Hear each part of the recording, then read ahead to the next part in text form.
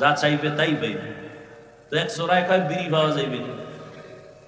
প্রশ্নটা করেছিল পৃথিবী যথেষ্ট ইলম এবং আমলওয়ালা বিচক্ষণ এক দার্শনিক, আলেম, বুজুর্গ, আহলুল্লাহ শাহ আতাউল্লাহ বুখারী জান্নাতের বয়ান করতেছিলেন।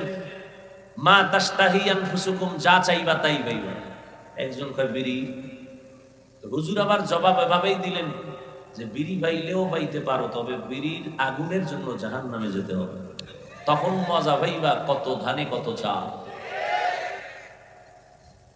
জান্নাত এমন শান্তির জায়গা যা চোখেও দেখে নাই, কল্পনায়ও আসে নাই।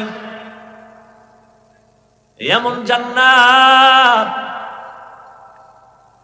যেই জান্নাতে কোনো বাথরুম নাই, বাথরুমের ব্যাগ হবে না।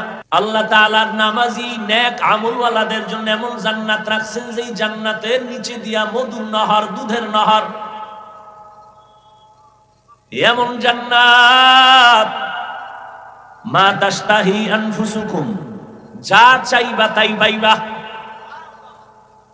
এমন জান্নাত চাওয়া মাত্র, কথা বলেন না কেন? চাওয়া কি হাত দিয়া মুখ দিয়া না, কল্পনা করবে সাথে সাথে হাজির। আরো আস্তে করে বলেন।